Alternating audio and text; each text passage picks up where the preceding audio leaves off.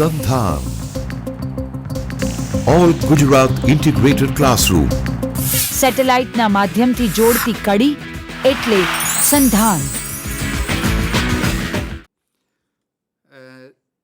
संधान के live cast programme में सभी विद्यार्थियों का स्वागत है। आज मैं बात करूंगा ओम प्रकाश वाल्मीकि और उनकी कहानी सलाम पर। दरअसल दलित साहित्य ने अपनी समकालीन हिंदी साहित्य में करीब 30 सालों से खास पहचान बना ली है और उसमें ओम प्रकाश वाल्मीकि एक रचनाकार के रूप में, एक चिंतक के रूप में बहुत बड़ी हस्ती हैं। सच बात तो ये है कि मोहनदास नैमिषारण्य और ओम प्रकाश वाल्मीकि दलित साहित्य के ऐसे रचनाकार हैं जो रच के दो पहियों की तरह हैं। दलित साहित्य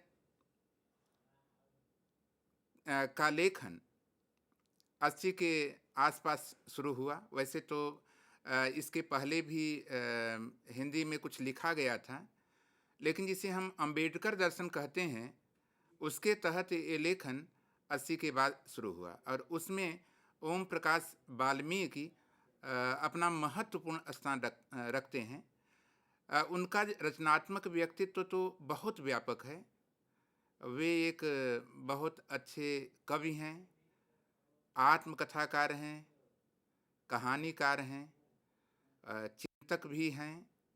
हम सभी जानते हैं कि उनकी आत्मकथा जूठन और जूठन भाग 2 उनके मरने के उपरांत छपी। उनके 2 कहानी संग्रह सलाम और घुसपैठिए प्रकाशित हो चुके हैं। कविताएं भी उनकी कविताओं के 3 संग्रह आ चुके हैं। सदियों का संताप, बस बहुत हो चुका, अब और नहीं। और इसी तरह से चिंतन से जुड़े हुई उनकी 2 किताबें, दलित साहित्य का सौंदर्य शास्त्र तो प्रसिद्ध ही है और एक और भी किताब दलित साहित्य से जुड़ी हुई है, उसके अनुभव और यथार्थ से जुड़ी हुई किताब है। सफाई देवता उनकी एक किताब है। तो जब हम कहानीकार ओम प्रकाश वाल्मीकि की बात करते हैं तो हमें इस बात का बड़ा ध्यान रखना पड़ेगा कि विधा के तौर पे उनका कहानी लेखन एक स्वतंत्र अस्मिता रखता है, लेकिन वस्तु के स्तर पर उसमें वही सब चीज़ें आती हैं जो उनकी कविताओं में है, उनकी आत्मकथा का हिस्सा है, चिंतन के स्तर पर उनके दलित सौंदर्य शास्त्र का हिस्सा है। कारण ये है कि दलित समाज का जो यथार्थ है वो तरह तरह की विधा लिखने के लिए उनको प्रेरित करता है। इसलिए उनकी कहानी के सूत्र हो सकता है कि उनकी कविता से जुड़ जाएं, उनकी आत्मकथा से उसके कुछ तंतु जुड़ जाएं, हो सकता है कि उसके चिंतन से उसके कुछ तंतु जुड़ जाएं। इसलिए स्वतंत्र विधा होते हुए भी इसका मूल्यांकन हमेशा रचनाकार ओम प्रकाश वाल्मीकि की सापेक्षता में ही होना चाहिए, तभी हम उनके कहानीकार रूप के साथ न्याय कर पाएंगे। दरअसल ओम प्रकाश वाल्मीकि की कहानियों पर तो नहीं, मुझे सिर्फ एक कहानी पर जिक्र करना है, आपसे चर्चा करनी है। तो क्यों न संक्षेप में हम ये देख लें कि दलित कहानी लेखन की शुरुआत कब से हुई। 1975 के बाद दलितों की जो युवा पीढ़ी थी वो पढ़ लिख करके बाहर आई और वह दलित लेखन में सक्रिय हुई। जैसा कि मैंने आपसे कहा भी कि उसमें एक ओम प्रकाश वाल्मीकि भी थे। तो 75 के बाद ही, जैसा कि मैंने कहा कि कहानी लेखन की शुरुआत हो गई थी। मोहनदास नैमिषारण्य का कहानी संग्रह आवाज़ें प्रकाशित हुआ। खुद स्वयं प्रकाश वाल्मीकि के 2 कहानी संग्रह सलाम और घुसपैठिए प्रकाशित हुए। संग्रह के रूप में ये बाद में प्रकाशित हुई। कहानियाँ तो जैसा कि मैंने कहा कि दलित लेखकों की 80 के बाद ही आनी शुरू हो गई थी। तो इसी तरह से सूरजपाल चौहान के अब तक 3 कहानी संग्रह आ गए हैं, जिसमें उनका पहला कहानी संग्रह खास तौर से चर्चित है, हैरी कब आएगा। दूसरा उनका कहानी संग्रह नया ब्राह्मण है और तीसरा धोखा है। बहुत सारे ऐसे कहानीकार हैं जो इस समय कहानियाँ लिख रहे हैं। उसमें रतन कुमार हम सांभरिया का नाम ले सकते हैं, शत्रुघ्न कुमार का नाम ले सकते हैं, अजय नावरिया का नाम ले सकते हैं, दयानंद बटोही का नाम ले सकते हैं। कुछ महिलाएं भी कहानी लेखन में सक्रिय हैं। सुशीला टाक भौरे को सभी लोग जानते हैं, उनका कहानी संग्रह टूटता बहम आ चुका है। इसी तरह से क्या कहते हैं, अनीता भारती की कहानियाँ छपी हैं। और भी महिलाएं हैं, देवकी हैं, रजत रानी मीनू हैं। रजत रानी मीनू का हाशिए से बाहर, द्रोणाचार्य एक और ये इनका कहानी संग्रह है। तो मैं ये कह रहा हूँ कि इतना इस समय तो एक कहानी लेखन, दलित कहानी लेखन अपनी खासी पहचान बना चुका है और उसमें ओम प्रकाश वाल्मीकि की कहानियाँ अपना विशिष्ट स्थान कई कारणों से रखती हैं। दरअसल ओम प्रकाश वाल्मीकि को जितनी अच्छी अपने समाज के यथार्थ की समझ है और जैसी उनके पास रचनात्मकता है, वैसी उस स्तर की, उस लेवल की फिलहाल अन्य दलित कहानीकारों के पास नहीं है। इसलिए दलित कहानी लेखकों के बीच ओम प्रकाश सिर्फ अपने 2 कहानी संग्रह दे करके भी बहुत अच्छी पहचान रखते हैं। ओम प्रकाश वाल्मीकि की कहानियों पर बात करने के पहले उनकी कुछ चीज़ों का ध्यान रखना चाहिए। तेज सिंह जब जिंदा थे तो उन्होंने 46-47 अपेक्षा का संयुक्तांक निकाला था और उसमें ओम प्रकाश वाल्मीकि पर काफ़ी सामग्री थी और ओम प्रकाश वाल्मीकि ने उसमें एक मतलब मेरी रचना प्रक्रिया अस्मिता की पहचान नाम से उसमें लिखा था। तो उन्होंने 4 बातों के पर ख़ास तौर से ध्यान दिया था और ये आग्रह रखा था कि अगर दलित रचनाशीलता के बारे में हमारे लिखे हुए को जानना है, हमारी लिखी हुई कहानियों को जानना है, कविताओं को जानना है, तो इन 4 बातों का ध्यान रखना पड़ेगा। पहली बात ये है कि जो कहानियाँ हैं ओम प्रकाश वाल्मीकि जी की, उसमें पहली बात ये है कि उसमें दलित अस्मिता और दलित पहचान की बात जो है वो अपनी मूलभूत आवश्यकता बताते हैं।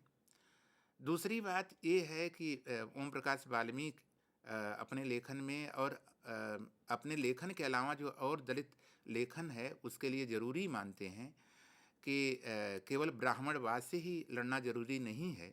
दलितों के बीच जो समझौता परस्ती है, अवसरवाद है, दोहरे मानदंड है, इनसे भी लड़ना ज़रूरी है। तो इस तरह से हम जब दोहरी लड़ाई लड़ेंगे तभी जो है अंबेडकर का जो विज़न है, अंबेडकर का जो दृष्टिकोण है, हम रचना में चरितार्थ कर पाएंगे। ये मानसिकता ले करके हम अंबेडकर की विचारधारा को साहित्य में फलित नहीं कर सकते। ये दूसरी महत्वपूर्ण बात कही थी। तीसरी बात उन्होंने ये कही थी कि भाई ऐसा है कि भले दलितों में गरीबी हो और है भी, अशिक्षा है, वो समाज के जो ऊंचे तबके हैं उनके शोषण के शिकार हैं, बहुत सारी परेशानियां उनकी है, उन्हें हीन समझा, समाज उन्हें हीन समझता है। बावजूद इसके उनके भीतर भी मानवीय मूल्य हैं और मैं ख़ास तौर से इस चीज़ पर ध्यान देता हूँ, अपनी कहानियों में ध्यान देता हूँ कि दलितों की जो मानवीय संवेदना है, दलितों में जो बहुत अच्छे मानवीय मूल्य हैं वो उजागर हों। चौथी बात जो बहुत महत्वपूर्ण है उनकी कहानियों को समझने के लिए, उन्होंने ये कहा था कि भाई मेरी कविता हो चाहे कहानी हो, मैं आनंद के लिए नहीं लिखा करता हूँ। हमारे समाज की जो हालत है हमारे समाज में जो अशिक्षा है, हमारे समाज में जो गरीबी है, आदमी इससे जागरूक हो और समाज में सुगबुगाहट आए और बदलाव हो, इसलिए मैं कविताएं और कहानियाँ लिखता हूँ। तो उनकी कहानी पर बात करने के पहले, वो चाहे एक कहानी पे हम बात करें, चाहे उनके दोनों कहानी संग्रह की सभी कहानियों पर बात करें, उनको समझने के लिए ये पृष्ठभूमि बहुत ज़रूरी थी। ओम प्रकाश वाल्मीकि ने 78-79 से कहानियाँ लिखने की शुरुआत की और पहले पहल उन्होंने सारिका में अपनी कहानी भेजी थी, जंगल की रानी, जो आदिवासी जीवन की पृष्ठभूमि पर थी कहानी। और शायद उनके मन में ये रहा होगा कि चूँकि सारिका ने दलित विशेषांक निकाला था, कमलेश्वर जी थे तब, और संचेतना ने इसी तरह से दलित विशेषांक निकाला था जब महीप सिंह जी संपादक थे, तो शायद उनके मन में रहा हो कि भाई हमारी भी कोई कहानी उसमें छप सकती है। लेकिन तब तक उसके संपादक बदल चुके थे, अवध नारायण मुदगल थे, और 10 सालों तक कहानियाँ उनके पास ही पड़ी रही, सारिका के पास ही पड़ी रही, और उसको वापस किया। तो लेकिन ऐसा नहीं है, हिंदी संसार में लेखकों के बीच सत्ता का वर्चस्व है, लेखन में भी वर्चस्व है। और ओम प्रकाश वाल्मीकि ने इसको महसूस किया कि जो लोग अभी अंकुर की तरह उग रहे हैं दलितों में, उनको तो उगने के पहले ही मारने की कोशिश होती है।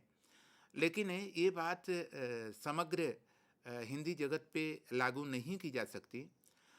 ठीक है, सारिका ने उनकी कहानी वापस की, लेकिन उनकी कहानियों को बाद में हंस में राजेंद्र यादव ने जिस तरह से छापा, उनकी बैल की खाल कहानी हंस में ही छपी थी।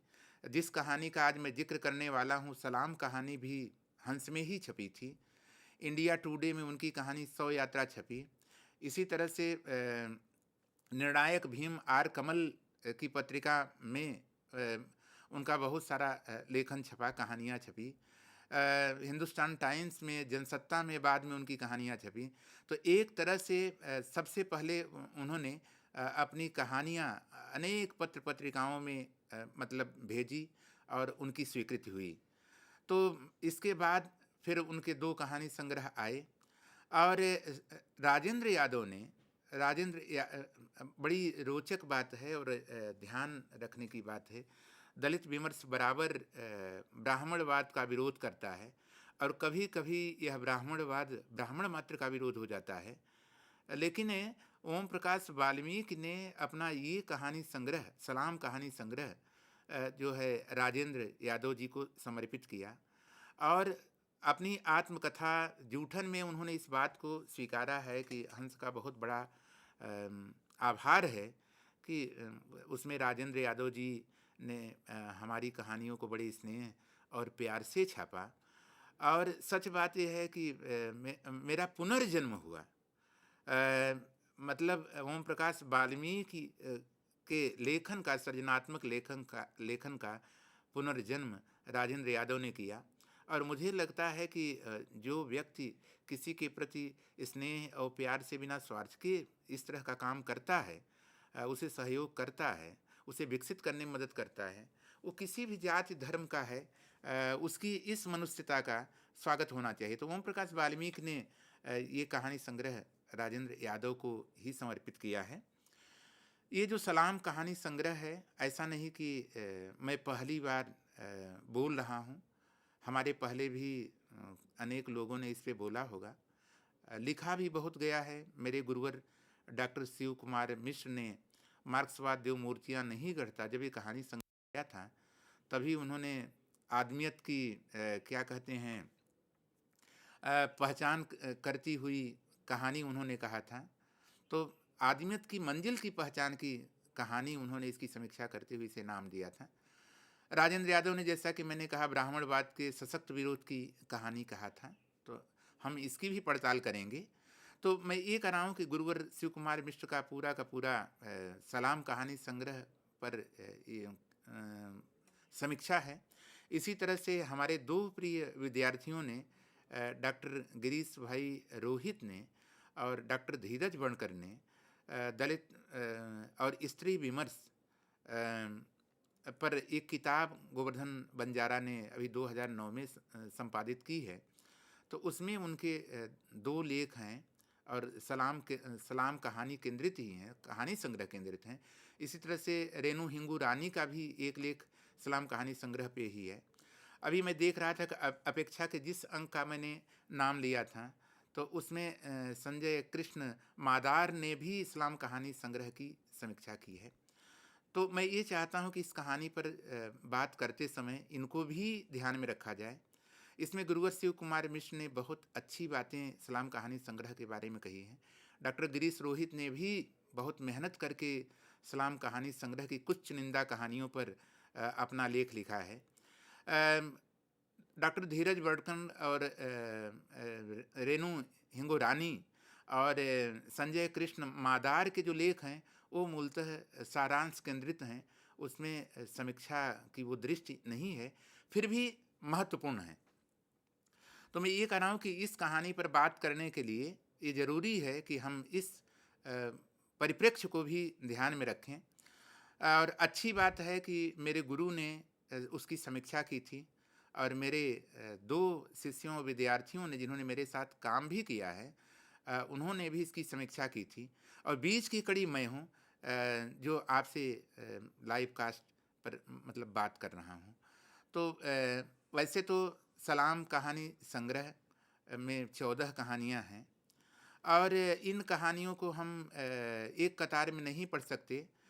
अनेक विषय वस्तु की कहानियाँ हैं। दरअसल ओम प्रकाश वाल्मीकि ने सलाम के जरिए जो व्यापक दलित समाज है, वो पढ़ हो अनपढ़ हो, सवर्ण हो दलित हो, स्त्री हो या पुरुष हो, शिक्षित हो या अशिक्षित हो, एक बहुत व्यापक परिवेश को, व्यापक समाज को